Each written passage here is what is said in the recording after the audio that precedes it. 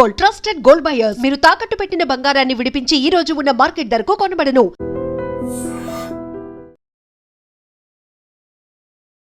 హన్మకొండలో జరిగినటువంటి ఇన్సిడెంట్ ఇది. యాక్చువల్లీ వృత్తిరీత్యా వీళ్ళిద్దరు కూడా డాక్టర్స్. హస్బెండ్ పేరు వచ్చేసి సృజన్ అండ్ ఈ అమ్మాయి పేరు వచ్చేసి ప్రత్యూష.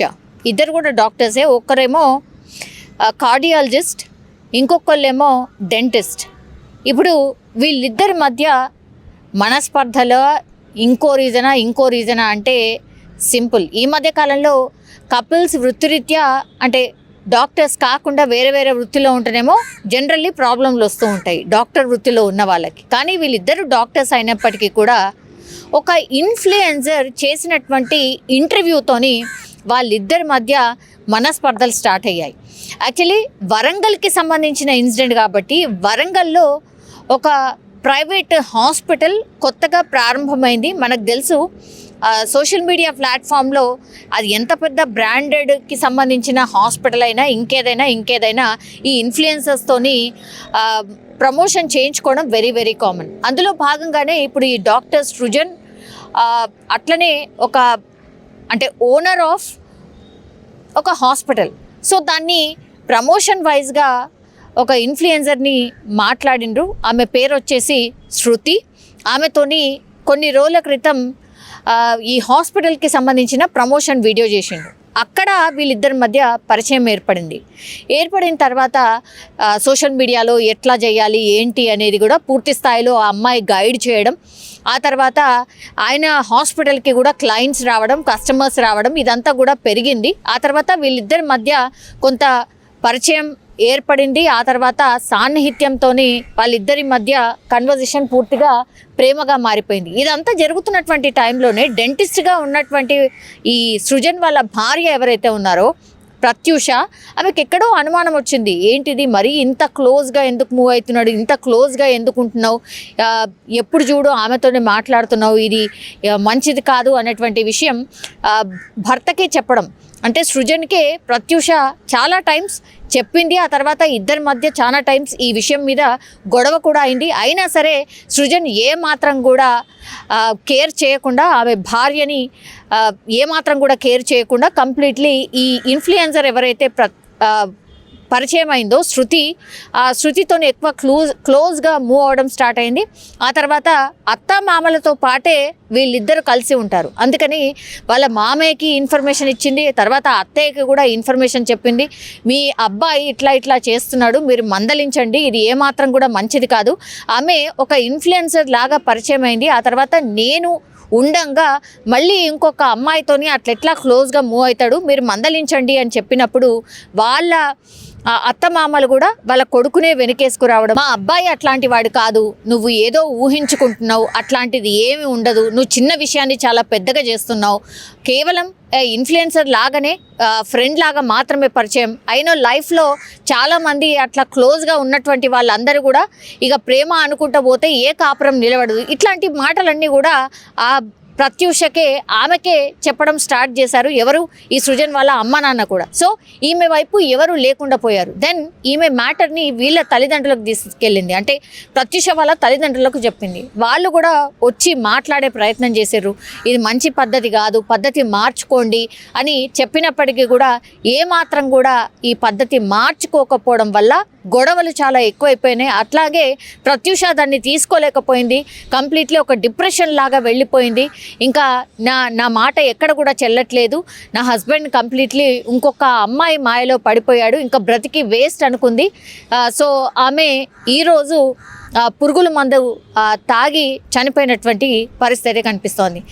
ప్రత్యూష వాళ్ళ తల్లిదండ్రులు డైరెక్ట్గా చెప్తున్నారు, ఇగో ఈమె ఇన్ఫ్లుయెన్సర్, ఈమెతోని పరిచయం ఏర్పడ్డ తర్వాత మా అల్లుడు పూర్తిగా ఆమె మాయలో పడిపోయి ఆమెతోనే ప్రేమగా ఉండడం స్టార్ట్ చేసిండు, మా అమ్మాయిని అసలు పక్కన పెట్టేశాడు, మా అమ్మాయితోని గొడవలు ఎక్కువగా స్టార్ట్ చేసిండు అనేటువంటిది పూర్తిగా ఇప్పుడు మాట్లాడుతున్న సిచ్యువేషన్ అయితే కనిపించింది. సో ఇక్కడ ఒక తప్పు జరుగుతుందని తెలిసినప్పటికీ కూడా ఇప్పుడు సృజన్ వాళ్ళ తల్లిదండ్రులు ఒక రకంగా తప్పు చేసినట్టు, ఆల్రెడీ మీ అబ్బాయి తప్పు చేస్తున్నాడు అని తెలిసి ఈమె అమ్మాయి చెప్పినప్పటికీ కూడా వినకుండా మళ్ళీ అబ్బాయిని వెనకేసుకురావడం.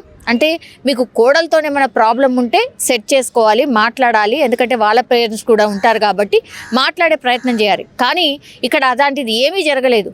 పూర్తిగా వన్ సైడెడ్గా సృజన్ వైపే మాట్లాడడం, ఈ కోడలి మాట అసలు చెల్లకపోవడం మెయిన్ ఇక్కడ రీజన్ అదేలాగా కనిపిస్తోంది. సో ఈ పూర్తి ఎపిసోడ్లో కంప్లీట్లీ ఈ అమ్మాయి పూర్తిగా అన్యాయం అయిపోయినట్టే లెక్క. ఎందుకంటే క్లియర్ కట్గా అక్కడ కనిపిస్తోంది. ఇప్పుడు సృజన్ అయితే ఆల్రెడీ పోలీస్ కస్టడీలో ఉన్నాడు. విచారణ సందర్భంలో కూడా నేను చెప్పిన విషయాలే బయటకు వస్తాయి అనేటువంటి మాట ఇప్పుడు ప్రత్యూష తండ్రి చెప్తున్నటువంటిది. సో ఇదంతా జరుగుతుందని చెప్పినప్పటికీ కూడా వాళ్ళు కనీసం రెస్పాండ్ కాలేదు.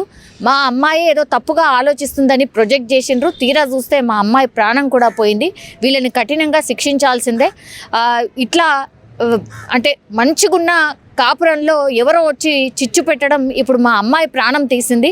లాస్ట్కి వస్తే మా అమ్మాయిని శవంగా చూడాల్సిన పరిస్థితి వచ్చింది అని పాపం ప్రత్యూష వాళ్ళ తల్లిదండ్రులు ఏడుస్తున్నటువంటి సిచ్యువేషన్. చాలా చిన్నగా ఒక ప్రాబ్లమ్ని సాల్వ్ చేసే సిచ్యువేషన్ ఉన్నా కూడా దీన్ని రాంగ్గా హ్యాండిల్ చేయడం వల్ల పాపం ఒక ప్రాణం పోయింది, అట్లాగే జీవితం కూడా ఆగమైపోయినటువంటి పరిస్థితి. ఇప్పుడు సృజన్ మీద ఎలిగేషన్స్ ఏవైతే చేస్తుందో ప్రత్యూష అందుకే చనిపోయింది. అట్లాగే ప్రత్యూష వాళ్ళ తల్లిదండ్రులు చెప్తున్న మాట ప్రకారం ఇప్పుడు సృజన్ ఈ ఇన్ఫ్లుయెన్సర్ మాయలో పడి ఇదంతా జరిగింది అన్నటువంటి మాట చెప్తున్నారు. ఇప్పుడు సృజన్ని విచారించిన ఆ తర్వాత ఆయన ఫోన్ కన్వర్జేషన్స్ చూసిన ఇప్పుడు శృతి అనే ఇన్ఫ్లుయెన్సర్ని కూడా పోలీసులు విచారణ నిమిత్తం పిలిచినప్పుడు ఇద్దరిని కూర్చోబెట్టి క్రాస్ చెక్ చేసినప్పుడు అసలు ఏం జరిగింది అనే విషయం అయితే తెలిసే అవకాశం కనిపిస్తోంది. ఒకవేళ ఇందులో నిజంగానే ప్రత్యూష ఆరోపిస్తున్నట్టుగా వీళ్ళిద్దరి మధ్య ఏమైనా ఉంటే మాత్రం ఇప్పుడు కఠినంగా శిక్షలు అయితే పడే అవకాశం అయితే కనిపిస్తోంది. కానీ పాపం పోరాని ప్రాణం అయితే పోయిన పరిస్థితి. ముఖ్యంగా ఎప్పుడైతే మెడికవర్ హాస్పిటల్ ఓపెన్ అయిందో దాంట్లో కన్సల్టెంట్గా చేరిందో ఆ కన్సల్టెంట్గా చేరడం లోపల ఆ ఓపెనింగ్కు వచ్చినటువంటి ఒక భానువతు శృతి ఎలియాస్ బుట్టబొమ్మ అని చెప్పి ఇన్స్టాగ్రామ్లో ఉన్నటువంటి అమ్మాయి ఏదైతే ఉన్నదో అక్కడ ఇంటర్వ్యూ చేయడం తోటి మొదలైన వీళ్ళ ప్రవర్తన, వీళ్ళ ఒక అఫైర్ మొదలయ్యి ఇక పిల్లలను, నా కూతురును చిత్రహింసల పాలు చేసుకుంటూ అసలు ఏమాత్రం పట్టించుకోకుండా తిరుగుతూ ఉంటే నా బిడ్డ ఫస్ట్ వాళ్ళకు అత్తకు మామకే చెప్పుకోవడం జరిగింది. చెప్పుకుంటే వాళ్ళు అసలు నా కొడుకు ఇలాంటి స్నేహాలు, ఇలాంటి స్నేహితులు ఎంతోమంది ఉంటారు, వాళ్ళని నువ్వు పట్టించుకోవాల్సిన అవసరం లేదు, నా కొడుకు మొగోడు కాబట్టి నువ్వు ఏం చేయొద్దు అని చెప్పి బూతులు తిట్టి ఆమెనే కుట్టడం జరిగింది. అట్లాంటి సందర్భం లోపల నా బిడ్డ మాకు చెప్పుకోవడానికి వెనుక ముందు ఆడి నేను ఒక పేషెంట్ అని చెప్పి చెప్పుకోవడానికి వెనుక ముందు ఆడడం జరిగింది. ముఖ్యంగా వాడు ఆ అమ్మాయిని ఏదైతే ఈ శృతి అని ఉన్నదో ఆ అమ్మాయిని పెళ్లి చేసుకోవాలని ఒక దురుద్దేశంతో నీకు డైవర్స్ ఇస్తాను, ఎక్కువ తక్కువ ఆవాజ్ చేస్తే నేను వదిలేస్తా చేస్తా అని ఇట్లా బెదిరించుకుంటూ వచ్చేసి మొన్న